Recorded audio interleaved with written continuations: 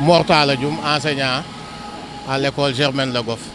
waaye lu ko raw sax moo ñu dal ndax ni ko sëñ bi waxe léegi lu ëpp at ñi ngi daw saa yu weer dee da ngay ñëw tey suba ginnaaw suba doo jot dara bi ci yées sax te waa ji waxu ko am na ñoo xam dañ leen di avance ci salaire des fois da ngay ñëw war a fay par exemple 300 000 ñun la 150 000 ngay am wala 200 000 nga dem war a toppaat ci loolu fii may wax ak yow am na ñoo xam ne seen salaire weer wee jeexagut léegi bii ñëw ajuwaat ci te toujours la même chose la ñu wax xaalis amul nangam naam comme ni mu ko waxee nag ñun loolu suñu yoon nekku ci maanaam diggante poste la ak état poste mooy état mooy poste ñun li ñu yitteel mooy liggéey nañ weer dee dañ ñoo war a fay suñu xaalis poste ak état ñoom seen mbiri bopp la nañ ko lijjanti mais li war mooy nit ki bu liggéeyee ba weer dee dañoo war a jël xaalisam jox ko moo ëpp na ko sax parce que man bu am na ñoo xam dama daan wax ak ñoom buñ ko seetloo il y a cela depuis présidentielle ya lañ ñu daan laye mooy connexion amul man fuñ mas a waxee connexion amul man leen loolu amul ndax boîte bu toll ni poste naan connexion amul loolu du dëgg dañoo amul xaalis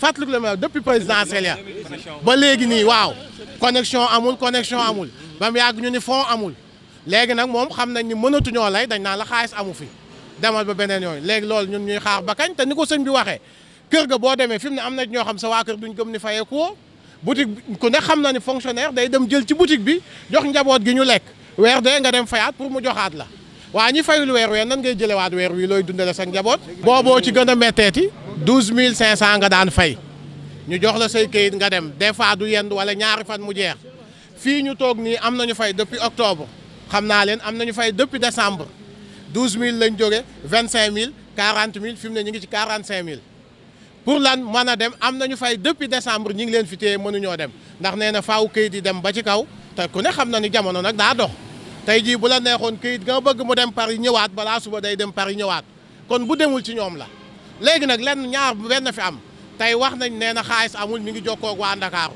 nee na suba xëy na ma bu subaa bu ñu delsee benn wala ci ñaar yi dañuy fay suñuy salaire ñu dem fay ñu jox ñu ñun ñëpp ay non engagement wala dootuñu génn poste bi quitte que am na ñu ko wax fii ba ñu rey ñu ba suñuy mbokk xam ne ñun suñuy droit lañ dee. yëngal nañu kay ndax dugg ci biir woo nañ gis nga commandant auto police yaa ngi ni yaa bi ci bërki dem am na fi police fii la yendu ndax lan ci ñuy fayeeku liggéey ba ñaanoo yalwaanoo saraxuwoo leboo da ngaa liggéey ba weer dee ñu war laa fay ñu indi police mu lay génne mais loolu fu mu tegu ak ban réew la am fii rek la am Sénégal nañ ñu dimbali fay ñu suñu xaalis bi ñun ñaanuñu lebuñu saraxuwuñ ñi leen ameel nañ dagg li ñu leen ameel jox leen la ñu dese ñun loolu rek lañ bëgg.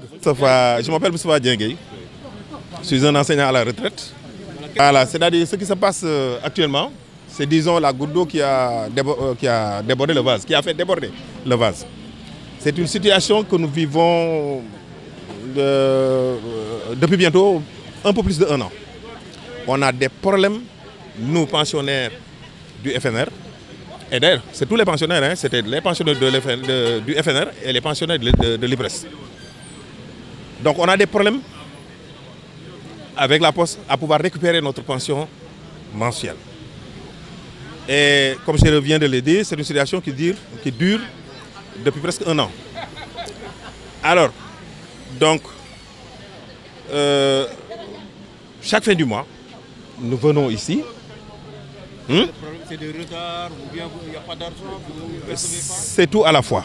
C'est tout à la fois. Mais le problème réel qu'on nous a expliqué, c'est le manque d'argent. Mais ce manque d'argent, il est permanent. Il est permanent. Alors donc, pendant que ceux qui sont dans les banques, ceux qui sont autre part, perçoivent leur pension depuis le 25 ou le 26, nous attendons jusqu'au 2 ou 3. D'ailleurs, actuellement, nous sommes de 2 et nous ne savons même pas encore quand est-ce que nous allons prendre nos pensions. Je ne parle pas de ceux qui travaillent, mais je parle de ceux qui sont à la retraite, dont je fais partie. Alors donc voilà le problème. Et c'est un problème qui dure depuis plus d'1 an. Une partie des pensionnaires est partie, ce sont les gens qui sont à l'IPRES. Ils sont partis. Ceux-là, ils ont pu partir grâce à leur direction. Mais nous, comme nous dépendons du FNR, bon, on nous a laissé pour compte quoi. C'est nous qui essayons de régler notre problème. Donc chaque mois, c'est comme ça. Chaque mois, c'est comme ça. Alors, c'est un problème qui dure. La Poste nous a toujours dit qu'ils ont des problèmes parce que c'est l'État qui leur doit de l'argent. n'est-ce pas? Mais quand le président de la République a reçu les travailleurs le 1er mai, moi je l'ai entendu dire que c'est l'inverse, c'est la Poste qui doit à l'État, si je ne me trompe, 180 milliards. Donc finalement, on ne sait plus. En tout cas, nous sommes ballottés, quoi. Personne ne sait où se trouve réellement le problème.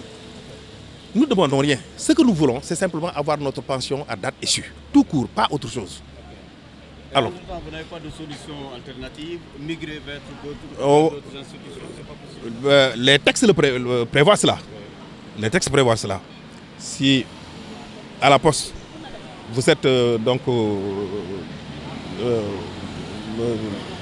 comment je dis, si votre pension, votre salaire passe à la Poste, il est possible de quitter la Poste pour aller autre part. Mais pour cela, il faut un papier que eux, ils signent pour vous libérer. Il y a des frais qui sont afférents à ce papier-là. Au départ, c'était 12 000 francs, 12 500. Les gens ont commencé à partir par vague, par grosse vague d'ailleurs. Et de 12 500, actuellement, on a 45 000. Rien que pour nous maintenir à la Poste.